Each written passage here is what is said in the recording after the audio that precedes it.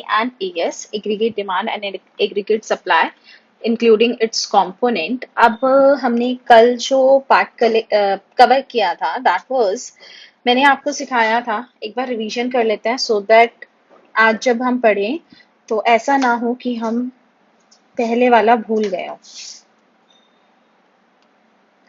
तो बेटा आज जो हमने कवर किया, कल हमने जो भी चीज कवर की थी, दैट इंक्लूड्स, सबसे पहले एग्रीगेट डिमांड की डेफिनेशन थी कि जो भी हम खर्चा प्लान करते हैं कमिंग ईयर के लिए, ठीक है, on all purchase of goods and services with respect to different level of income. With respect to different level of income का मतलब क्या है कि इनकम घटती या बढ़ती है तो उसके अकॉर्डिंग हमारा खर्चा भी घटता या बढ़ता है, ठीक है। तो that means corresponding to different level of income. फिर हमने कहा था कि एडी के दो कंपोनेंट है, कंजम्पशन प्लस इन्वेस्टमेंट, ठीक है। फिर मैंने आपको समझाया था कि जैसे जैसे इनकम बढ़ती है कंजम्पशन भी बढ़ता है, लेकिन speed of increase in consumption वो हमेशा कम रहती है। फॉर एग्जाम्पल, अगर y 100 से बढ़ रहा है तो c 100 से कम में बढ़ेगा, चाहे 90, 80, 70, 60 जितना भी है वो कम स्पीड में बढ़ेगा। दूसरी चीज बेटा मैंने आपको बताई थी कि जब मेरी y 0 होती है तो देयर इज सम कंजम्पशन जिसको हम बोलते हैं ऑटोनॉमस कंजम्पशन। ऑटोनॉमस कंजम्पशन का मतलब ऐसी कंजम्पशन जो कि इनकम के इंडिपेंडेंट है, यानी इनकम से उसका कोई लेना देना ही नहीं है, इनकम बढ़ेगी घटेगी हमारी मिनिमम उतनी कंजम्पशन तो होगी ही होगी, और ये हमारी बेसिक नेसेसिटीज को कंप्लीट करती है। उसके बाद मैंने इसके साथ साथ आपको करवाई थी इंड्यूस्ड कंजम्पशन। इंड्यूस्ड कंजम्पशन क्या थी कि ऐसी कंजम्पशन जो इनकम के ऊपर डिपेंडेंट है। इनकम होगी तो हम उसको करेंगे, नहीं होगी तो हम नहीं करेंगे, यानी इनकम बढ़ेगी तो जो कंजम्पशन बढ़ेगी that is my induced consumption, ठीक है जी। उसके साथ साथ मैंने आपको एक टेबल भी करवाया था, प्लस मैंने ग्राफ करवाया था। अगर हम टेबल की बात करें तो दिस वाज द टेबल जिसके अंदर y 0, 100, 200, 3, 4, 5, 6, 7, 800 तक पहुंच गया। c जो हमारा बढ़ रहा है वो 80 से बढ़ रहा है। साथ साथ हमने एक कॉन्सेप्ट और किया था आई का मतलब इन्वेस्टमेंट। अब इन्वेस्टमेंट भी दोनों तरीके की होती है, इंड्यूस्ड और ऑटोनॉमस, बट हम यहाँ पर अज्यूम कर कर चलते हैं कि हम जो अपनी इन्वेस्टमेंट लेकर चलेंगे वो कांस्टेंट लेकर चलेंगे, यानी ऑटोनॉमस लेकर चलेंगे। हमारा इनकम का लेवल कुछ भी हो, हमारी इन्वेस्टमेंट हमेशा कांस्टेंट रहेगी। और हम हमारे पास जब C और I आ गया था तो हमने दोनों को ऐड करके क्या निकाल लिया था, AD निकाल लिया था। तो C plus I is equal to AD, ठीक है। कल ये हमने पूरी क्लास के अंदर किया था। साथ साथ हमने जो लास्ट टॉपिक किया था that was equilibrium. Equilibrium point वो पॉइंट होता है जहां पर इनकम और एक्सपेंडिचर इक्वल होते हैं, ठीक है। वो मैंने आपको कौन सा पॉइंट बताया था बेटा, ये वाला पॉइंट, जहां पर इनकम और एक्सपेंडिचर इक्वल है तो this point is known as equilibrium point, ठीक है। और ग्राफ के ऊपर हमारा कौन सा पॉइंट था, जहां पर इनकम और एक्सपेंडिचर इक्वल है, ये हमारा इक्विलिब्रियम पॉइंट है। अगर इसमें कोई डाउट है तो पूछ लीजिए, नहीं तो मैं आगे आपको नेक्स्ट हमारी जो क्लास है थोड़ी एडवांस रहेगी, हम उसकी तरफ चलते हैं। इतना समझ आ गया, 100% समझ आ गया तो 100%। मैंने कल आपको यहाँ पर दो चीजें करवाई थी, एक तो y को मैंने यहाँ पर रेफरेंस लाइन बोला था, ठीक है ना। Why this is a reference line वो भी हम आज डिस्कस करेंगे, ठीक है। और साथ साथ मैं आपको एडी कर्व के बारे में भी कुछ बताऊंगी, ठीक है। लेकिन उससे पहले मैं एक बेसिक सी चीज आपको बताना चाहती हूँ, आपको पता है, जस्ट रिमाइंड कराना चाहती हूँ। कौन सी बेसिक सी चीज बेटा, हमने मैथ्स के अंदर ग्राफ बनाने सीखे थे। I guess in 10th class हमारे पास डिटर्मिनेंट चैप्टर था तो उसके अंदर हमने ग्राफ बनाए थे। तो यहाँ पर हमारे पास x एक्सेस होती है, y एक्सेस होती है। ये y एक्सेस और x एक्सेस क्या डिनोट करते हैं कि हमारे यहाँ पर दो वेरिएबल हैं x और y, ठीक है। जैसे मैं अगर आपसे कहूँ, आप लोगों ने माइक्रो के अंदर प्राइस और डिमांड का ग्राफ बनाया था, क्या था, प्राइस बढ़ते थे तो डिमांड कम और प्राइस घटते थे तो डिमांड ज्यादा। तो एक छोटा सा एग्जांपल उसका लेकर चलते हैं। मान लीजिए प्राइस 100, 50, 10, ठीक है, और डिमांड कितनी हुई 10, 50, इसको सेम नहीं लेकर चलते, थोड़ा सा डिफरेंट ले लेते हैं, 300, 200 और 100, इसको ले लेते हैं हम यहाँ पर 100, 200 और 300, ठीक है। अब एक बात बताओ, जब मैं इसका ग्राफ ड्रॉ करूंगी, ध्यान से बताना, सुनना ध्यान से प्लीज, जब मैं इन दोनों फैक्टर का ग्राफ ड्रॉ करूंगी तो मेरे पास एक ग्राफ आएगा या दो ग्राफ आएंगे? जल्दी से बताइए, एक ग्राफ आएगा या वो एक आएगी या दो आएंगी?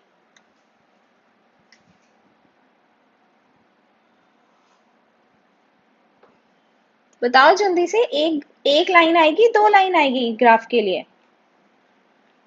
और छोटा सा क्वेश्चन पूछा है मैंने।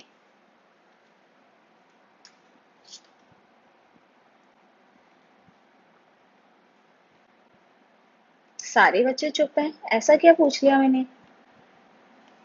हम्म,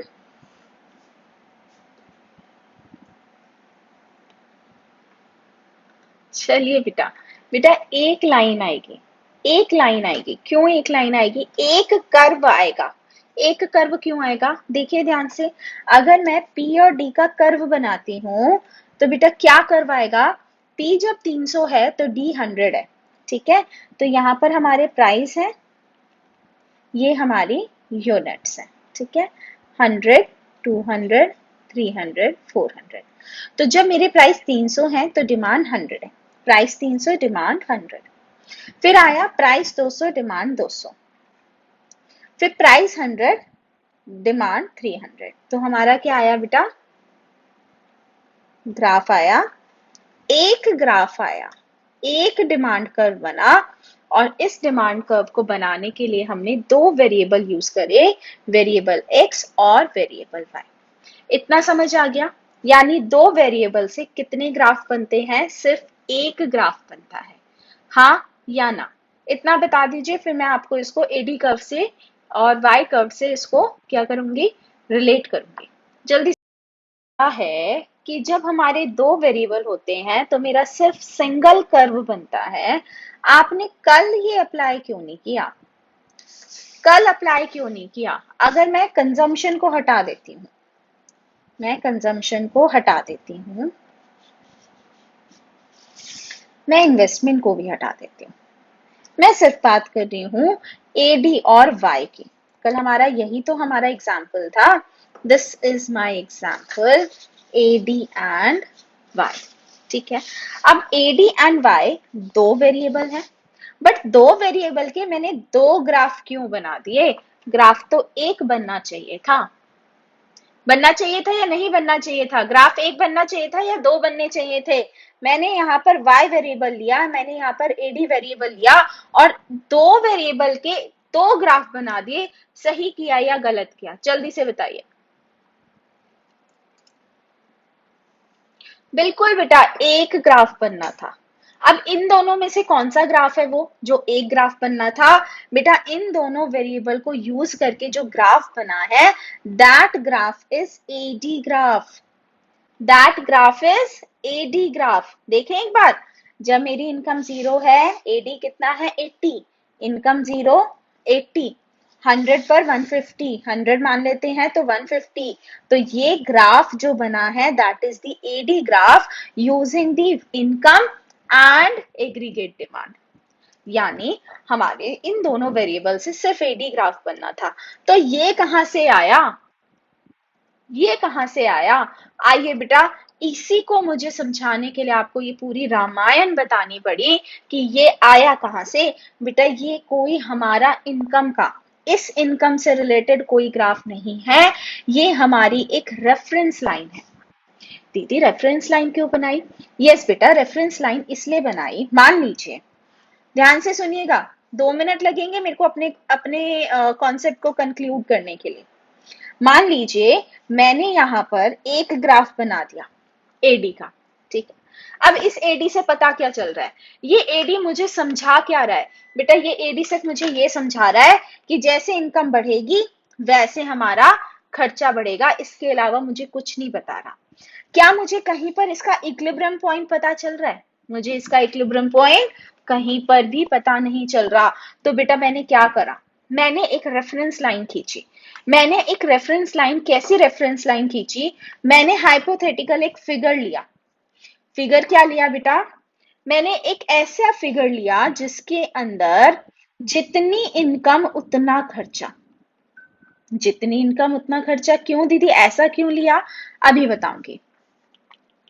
जितनी इनकम उतना खर्चा, यानी अगर आप 200 रुपए कमा रहे हो तो 200 खर्च कर रहे हो, अगर 300 कमा रहे हो तो 300, 400 कमा रहे हो तो 400, 500 कमा रहे हो तो 500, यानी इसके हर पॉइंट पर क्या है, y is equal to AD है। मैंने एक ऐसी रेफरेंस लाइन ले ली। क्यों रेफरेंस लाइन ली, देखिए जैसे ही मैंने इस रेफरेंस लाइन को ड्रॉ किया, क्योंकि अगर आप देखेंगे इसके हर पॉइंट क्या है, इक्वल है, ठीक है। और बेटा जब हमारा कोई भी कर्व बनता है जिसके दोनों पॉइंट्स इक्वल होते हैं, वो कर्व मेरा ओरिजिन से होता हुआ 45 डिग्री का एंगल बनाता है। 45 डिग्री का एंगल किस लिए बनाया, क्योंकि इस पॉइंट पर, इसके हर पॉइंट पर x वेरिएबल और y वेरिएबल इक्वल है, ठीक है। अब मैंने ये अपनी रेफरेंस लाइन अपने ग्राफ के अंदर ड्रॉ कर दी, ठीक है जी, ये मेरी रेफरेंस लाइन है और इस रेफरेंस लाइन का मैंने नाम दे दिया इनकम, नाम दे दिया, ठीक है। बट एक्चुअली में ये इनकम की लाइन नहीं है, ये एक ऐसा ग्राफ है जिसके ऊपर इनकम और एक्सपेंडिचर दोनों सेम है। अब क्वेश्चन आता है कि दीदी ये वाली लाइन हमने क्यों खींची, बेटा इस लाइन को खींचते ही अब मेरा ग्राफ मुझे बहुत सारी कहानियां बता रहा है। कैसी कहानियां, कहेगा इस पॉइंट पर, पॉइंट नंबर ए पर, ये पॉइंट नंबर ए जहां पर दोनों इंटरसेक्ट कर रही हैं, ये पॉइंट मेरा इक्विलिब्रियम का पॉइंट हो गया। दीदी इक्विलिब्रियम का क्यों, आइए बेटा देखते हैं। मेरा ये रेफरेंस लाइन कौन सी लाइन है, जहां पर हर बार एडी और इनकम दोनों इक्वल है। तो जब मेरी एक्चुअल एडी इससे इंटरसेक्ट करती है तो मेरी एक्चुअल एडी का जो ग्राफ है उसका पॉइंट, इंटरसेक्शन का पॉइंट कहां पर आएगा, जहां पर इनकम और एडी इक्वल है। यानी जैसे ही मैंने रेफरेंस लाइन ड्रॉ करी, मेरे को झट से क्या पता चल गया, मुझे झट से यहां पर वो पॉइंट मिल गया जहां पर एडी और वाई इक्वल है, ठीक है। कौन सी लाइन पर, इस वाली लाइन पर। तो मुझे सबसे पहला रेफरेंस लाइन खींचते ही क्या मिल गया, मेरे को मुझे इक्विलिब्रियम पॉइंट मिल गया पहला।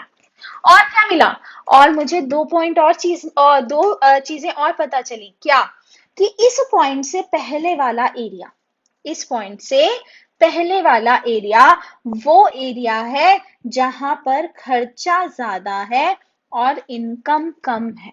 देखिए कैसे, देखिए इक्विलिब्रियम से पहले वाला पॉइंट, सारे पॉइंट देख लीजिए, इसके अंदर सारे के सारे पॉइंट ऐसे हैं जहां पर मेरा खर्चा ज्यादा है और इनकम कम है, ठीक है। तो आप यहां से बता सकते हैं कि हमारे इस वाले पॉइंट से पहले हमारा खर्चा ज्यादा है और इनकम कम है। और तीसरी चीज मुझे क्या पता चली रेफरेंस लाइन को ड्रॉ करते ही, बेटा रेफरेंस लाइन के बाद वाले जितने भी पॉइंट्स हैं वहां खर्चा कम और इनकम ज्यादा है, ठीक है। तो इसलिए मैंने यहाँ पर एक रेफरेंस लाइन ड्रॉ करी और ये रेफरेंस लाइन क्या डिपिक्ट करती है, ये वो पॉइंट्स को डिपिक्ट करती है। और इस रेफरेंस लाइन के ऊपर सारे के सारे पॉइंट्स ऐसे होते हैं जहां पर ए डी और वाई इक्वल होता है, ठीक है। ये सिर्फ मैं ड्रॉ किसके लिए करती हूँ, ताकि मुझे इक्विलिब्रियम का पॉइंट मिल जाए अपनी एडी की लाइन पर, ठीक है जी। आपको अगर अच्छे से समझ आ गया, 100% समझ आ गया रेफरेंस लाइन क्यों हमने ड्रॉ करी, क्यों हमारे दो वेरिएबल से दो ग्राफ निकल कर आए, अगर आ गया समझ तो बताइए, नहीं आया तो डाउट पूछिए। तो 2 दिन के अंदर किया, आइए उसको अपने नोट्स से देख लेते हैं कि नोट्स में क्या क्या लिखा हुआ है। चलिए जी, बिहेवियर ऑफ एडी, ध्यान से पढ़िएगा, टाइम पास नहीं है, पढ़ोगे तभी समझ आएगा कि उसको लिखना कैसे है।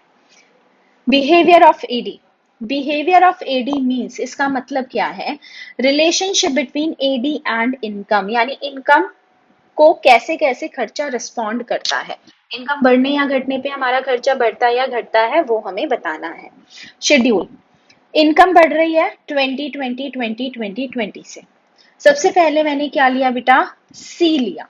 अब ध्यान दीजिएगा, मैं ग्राफ बना वो मैं टेबल बनाती कैसे हूं उसका ध्यान दीजिएगा। मैंने सी ले लिया और सी का क्या करा बेटा, ये 20 से बढ़ रहा है तो मैंने इसको 5 से बढ़ाया। आप 10 से भी बढ़ाइए, मुझे कोई प्रॉब्लम नहीं है, ठीक है, जैसे बढ़ाना है बढ़ाइए, कोई दिक्कत नहीं है। अब देखो यहाँ पर 10, 15, अच्छा एक चीज ध्यान रखना, सी कभी भी 0 से स्टार्ट नहीं होगा बिकॉज ऑफ ऑटोनॉमस कंजम्पशन, ठीक है। अब ये 10, 15, 20, 25, 30, 35, 40, राइट। अब आपको लिखना है आई। आई हमेशा क्या रहेगा, कांस्टेंट रहेगा, ठीक है ना, आई कांस्टेंट रहेगा, ठीक है। अब आपको आई कैसे बनाना है बेटा, कोशिश करो एक ऐसा पॉइंट ढूंढो जहां पर C और Y, ठीक है, का जो डिफरेंस है वो आई हो। क्यों ऐसा मैं करना चाह रही हूँ, क्योंकि मुझे अपने टेबल में consumer, I am sorry actually 11th class के अंदर कंज्यूमर इक्विलिब्रियम चैप्टर चल रहा है, तो मेरे पास बार बार वो इक्विलिब्रियम के साथ साथ कंज्यूमर लग जाता है, बट उसको इग्नोर करना। मुझे यहाँ पर एक इक्विलिब्रियम पॉइंट ढूंढना है, और इक्विलिब्रियम पॉइंट होता क्या है, जहां पर AD is equal to Y होता है। तो मैंने क्या करा बेटा, मैंने यहाँ पर कौन सा पॉइंट लिया, मैंने यहाँ पर 40 पॉइंट लिया। कैसे किया, अब मेरे पास y है, मेरे पास c है, c इज 20, y इज 40, तो मैंने i को 20 ले लिया, ठीक है। आप कुछ और भी ले सकते थे, फॉर एग्जाम्पल मैं अभी इसको हटा देती हूँ यहाँ से, एक मिनट, मैं इसे डी को हटा देती हूँ, ठीक है, और साथ साथ मैंने आई को भी हटा दिया। अब देखो मेरे पास सी भी है, मेरे पास वाई भी है। अब मैं एक पॉइंट चूज कर लेती हूँ, कौन सा पॉइंट चूज करूं, let me choose this point, ये वाला पॉइंट चूज कर लो, ठीक है। अब इस पॉइंट में क्या हो रहा है बेटा, 60 और 25 के बीच का जो डिफरेंस है दैट इज 35।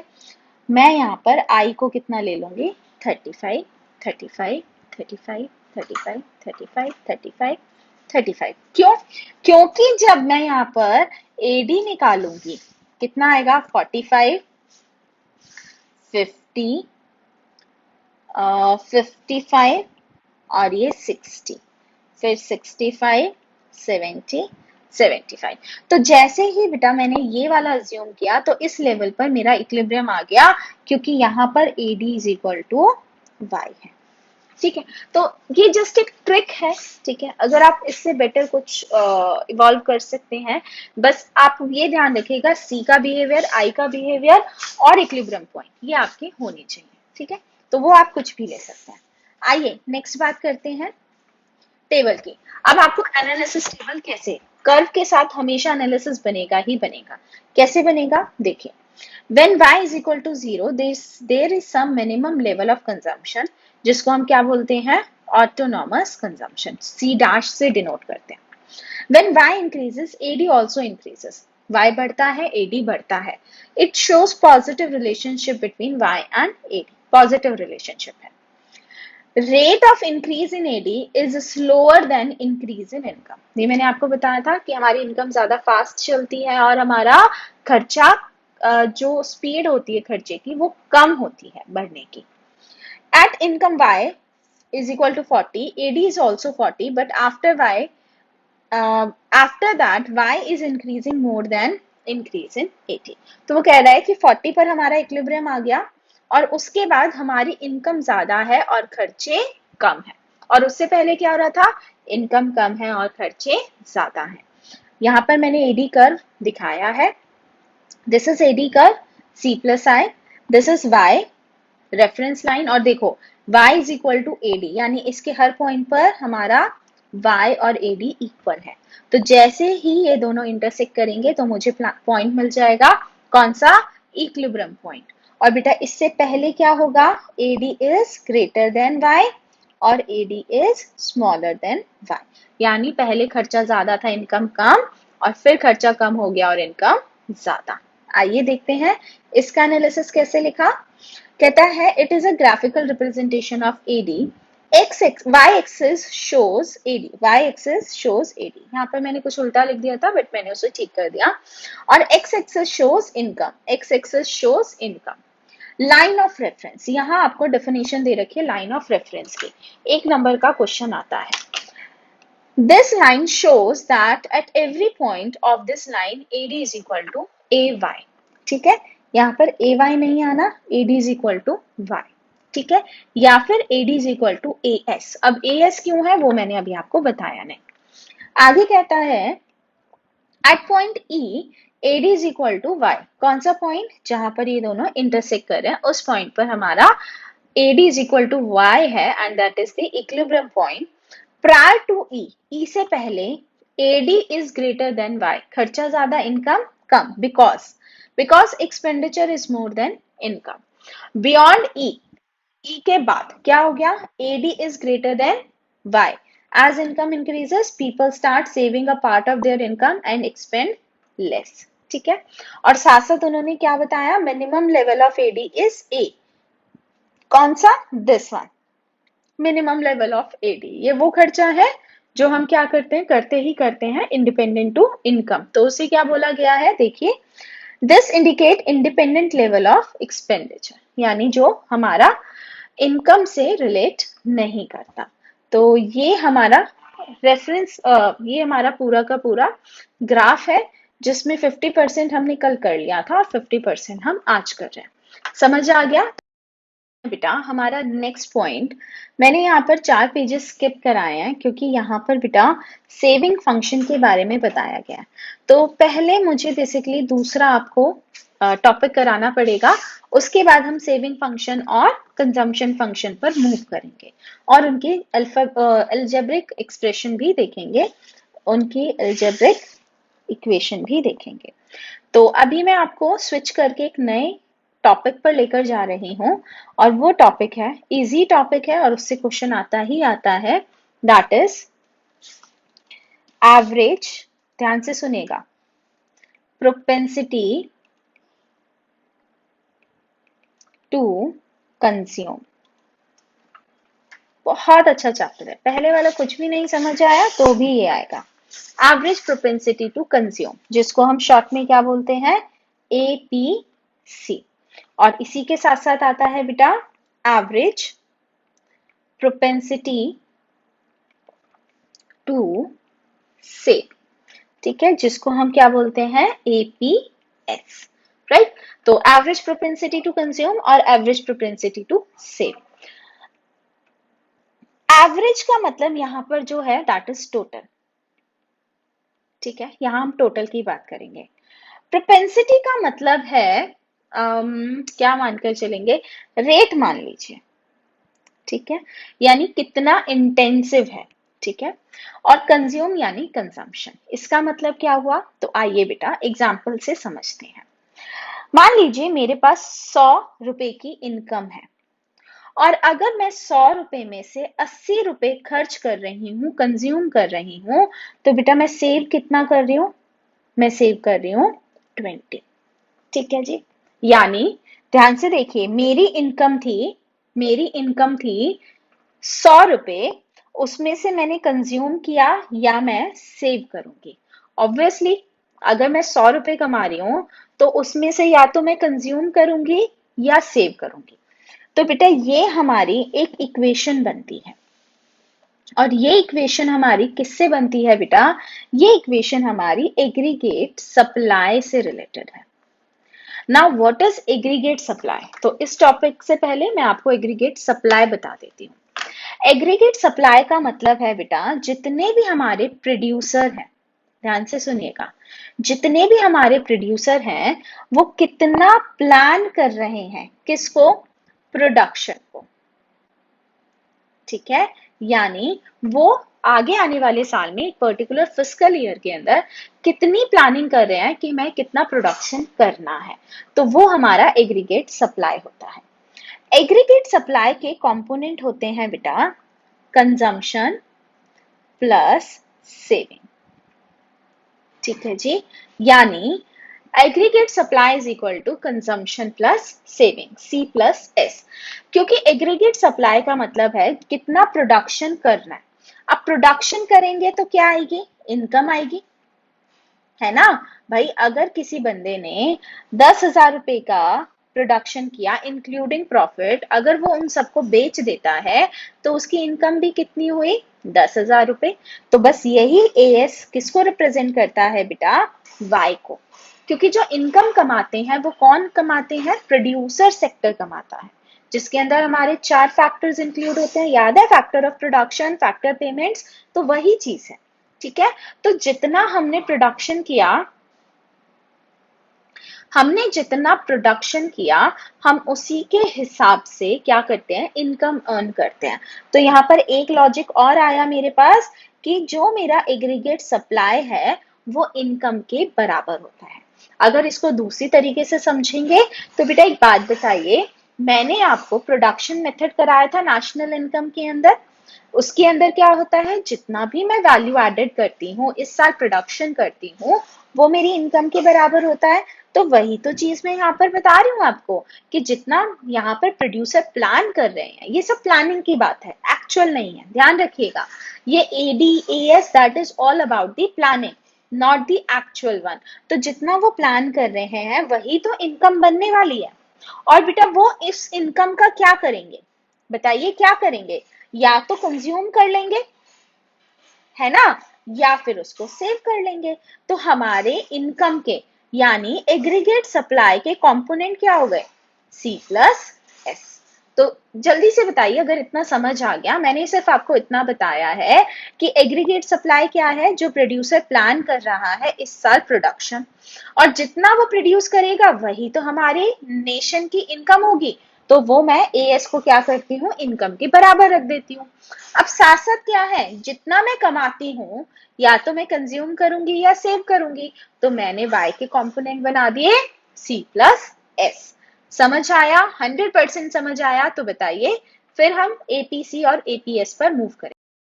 कौन सा चल रहा था, हमारा टॉपिक चल रहा था एपीसी और एपीएस, यानी एवरेज प्रोपेंसिटी टू कंज्यूम और एवरेज प्रोपेंसिटी टू सेव।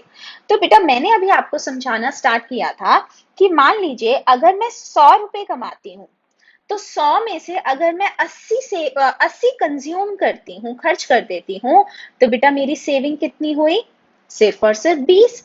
यानी अगर मैंने इसको इक्वेशन में डाला तो मेरी इक्वेशन क्या आई, y is equal to C plus S. ठीक है, यानी अगर मैं 100 रुपए कमा रही हूं तो 80 मैंने कंज्यूम किया, 80 मैंने कंज्यूम किया और 20 मैंने क्या कर दिया, सेव कर दिया। यही बात तो चल रही है। ठीक है, तो ये मेरी इक्वेशन थी एब्सोल्यूट नंबर में। अब बेटा मैं इसको प्रोपेंसिटी रेट वाइज करती हूँ, तो रेट वाइज क्या होगा बेटा, ध्यान से देखिए, मैं इसको 1 रुपए में कन्वर्ट करूंगी, 1 रुपए में कन्वर्ट करूंगी, हाँ बेटा। यानी अगर मैं 1 रुपया कमाती हूं तो 0.8 मैंने खर्च किया और 0.2 मैंने सेव किया, यही तो होगा ना, इतना तो समझते हो ना मैथ्स का। ठीक है, तो बेटा यहाँ पर क्या हुआ, मेरे पास एवरेज प्रोपेंसिटी टू कंज्यूम और एवरेज प्रोपेंसिटी टू सेव का फॉर्मूला आया। कैसे आया, आइए। एवरेज प्रोपेंसिटी टू कंज्यूम क्या कहता है कि आपके पास जितनी इनकम है उतने में से कितना खर्च करते हो। यानी अगर आप 100 रुपए कमा रहे हो और 80 खर्च कर रहे हो तो आपकी एवरेज प्रोपेंसिटी टू कंज्यूम कितनी है, 0.8। इसका मतलब क्या, 1 रुपया कमाते हो तो 0.8 खर्च कर देते हो। So this is the formula of average propensity to consume, जो हमेशा किसकी बात करता है, टोटल की बात करता है। टोटल जितनी इनकम कमाई वो डिनोमिनेटर में आ जाएगी और जितना आपने कंज्यूम कर लिया वो न्यूमिनेटर में आ जाएगा। ठीक है, ऐसे ही बेटा आप बात करते हैं एपीएस की, एवरेज प्रोपेंसिटी टू सेव। यानी अगर आप 100 रुपए कमाते हो और अगर 20 रुपए सेव करते हो तो एवरेज प्रोपेंसिटी टू सेव कितना आ गया, 0.2। ठीक है, so this is my average propensity to save. So these are two formulas. APS का फॉर्मूला क्या हो गया, एस अपॉन में वाई, और एपीसी का फॉर्मूला क्या हो गया, सी अपॉन में वाई। समझ आ गया तो थम्स अप कीजिए। आपको एक इक्वेशन भी सेटिस्फाई कर कर दिखाऊंगी। कौन सी इक्वेशन की बेटा, APC plus APS is equal to 1। ये कहां से आ गई बेटा, ये वही तो इक्वेशन है जो अभी हम कर कर आए थे। बट क्या है, पहले मैंने आपको उसको समझा दिया, अब मैंने इक्वेशन में दिखा दिया कैसे आया। देखिए, कहता है एपीसी और एपीएस इज इक्वल टू 1 कैसे हुए। तो आइए, बहुत इजी सी इक्वेशन है बेटा। y is equal to C plus S होता है, हाँ होता है। अगर मैं y को डिवाइडेड बाय y कर दूं, c को डिवाइडेड बाय y कर दूं और s को डिवाइडेड बाय y कर दूं, यानी मैंने अपनी पूरी इक्वेशन को डिवाइड कर दिया y से। कर सकती हूँ, मैथमेटिकली अलाउड है। ठीक है जी। अब y डिवाइडेड बाय y क्या हुआ, 1। c बाय y क्या है बेटा, अभी हम क्या कर आए थे, c by y is equal to AP C. तो ठीक है जी, मैंने इसकी जगह एपीसी लिख दिया। और एस बाय वाई क्या होता है बेटा, एपीएस। तो मैंने इसको एपीएस लिख दिया। बताइए कितनी जल्दी प्रूव हो गया कि एपीसी और एपीएस 1 के इक्वल होते हैं। And this is the but obvious thing मैंने अभी आपको बताया कि अगर मैं 1 रुपया कमाती हूं तो 0.8 अगर मैं खर्च करती हूं तो ऑब्वियसली 0.2 मैं क्या करूंगी, सेव करूंगी। सो this is a obvious thing which has been converted into an equation, that is APC plus APS is equal to 1। समझ आ गया 100%? तो थम्स अप कीजिए। इसी के साथ इसी का एक भाई है, कौन सा भाई है, एमपीसी और MPS. Now what is this MPC MPS, बेटा हमारे पास नाम आया मार्जिनल प्रोपेंसिटी टू कंज्यूम। क्या नाम आया, marginal propensity to consume, right. और दूसरा नाम आया मार्जिनल प्रोपेंसिटी टू सेव। ठीक है, अब बात आती है बेटा मार्जिनल वर्ड का मतलब क्या होता है। आप लोगों ने 11th में माइक्रो पढ़ा होगा, अगर आपने मुझसे पढ़ा होता तो मार्जिनल आप अभी के अभी डिराइव कर लेते, पक्का पक्का। बेटा मार्जिनल वर्ड का मतलब है एडिशनल। ठीक है, मार्जिनल वर्ड का मतलब क्या है, एडिशनल। यानी मान लीजिए मैंने अभी आपको बताया y is equal to C plus S, यानी मान लीजिए मेरी इनकम थी 100 रुपए, मैं उसमें से 80 कंज्यूम कर रही थी और 20 क्या कर रही थी, सेव कर रही थी। अब हुआ क्या, मेरी इनकम हो गई 150। ठीक है, और मैंने क्या करा, उसमें से 110 रुपए मैंने कंज्यूम किया और 40 रुपए मैंने सेव कर लिया। तो अब मैं ये जानना चाहती हूँ कि मैंने एडिशनल कितनी इनकम कमाई, उसमें से एडिशनल कितना कंज्यूम किया और उसमें से एडिशनल कितना सेव किया। ठीक है जी, ध्यान से देखिए, मैं क्या चाहती हूँ, मैंने एडिशनल कितनी इनकम कमाई। तो पहले इनकम मेरी थी 100, हो गई अब 50, 150। तो बेटा एडिशनल इनकम कितनी हुई, 50। उसमें से मैंने एडिशनल कंजम्पशन कितना निकाला, तो एडिशनल कंजम्पशन आया 30। और एडिशनल सेविंग कितना आया बेटा, एडिशनल सेविंग आया 20। यानी जो 50 रुपए मैंने एक्स्ट्रा कमाए थे उसमें से मैं एक्स्ट्रा 30 रुपए खर्च कर रही हूँ और 30 रुपए सेव कर रही हूँ। ठीक है, तो ये भी तो मेरी इक्वेशन बन गई। कैसे बनी, delta y is equal to delta C plus delta S. ठीक है, इसको भी डिराइव करेंगे, बट आपको इतना समझ आ गया कि जब भी मैं बात करती हूँ मार्जिन की, तो मैं बात करती हूँ एडिशनल, यानी पहले क्या था और अब क्या है, और पहले से अब में कितना चेंज आया है। तो बेटा जो मेरा एमपीसी और एमपीएस है, ये भी किसकी बात करते हैं, एडिशनल की। ठीक है, तो एमपीसी, देखिए एमपीसी किसके बारे में बात करता है, एमपीसी बात करता है कंजम्पशन के बारे में, तो वो कहेगा डेल्टा सी अपॉन में डेल्टा वाई, यानी जितना एडिशनल मैं कमाने लग गई हूँ उसमें से मैंने कितना एडिशनल खर्च करना स्टार्ट किया। तो मैंने एडिशनल कितना कमाया था बेटा, 50, ठीक है, और उसमें से एडिशनल कितना खर्च किया, 30, तो ये कितना आया, 0.6, ठीक है। और ऐसे ही बेटा नेक्स्ट आता है मार्जिनल प्रोपेंसिटी टू सेव। ये एडिशनल सेविंग की बात करता है कि जो मैं एडिशनल इनकम कमा रही हूँ उसमें से मैंने एडिशनल कितना सेव कर दिया, तो that is delta S upon में डेल्टा वाई। देखिए हमारे एग्जाम्पल में डेल्टा वाई कितना था, 50, डेल्टा एस कितना है, 20, दैट इज 0.4। तो ये हमारा फॉर्मूला आता है जो किसकी बात करता है, एडिशनल की बात करता है। समझ आ गया तो थम्स अप कीजिए। है अब जैसे हमने एपीसी की इक्वेशन करी थी, सेम हम करेंगे एमपीसी की इक्वेशन।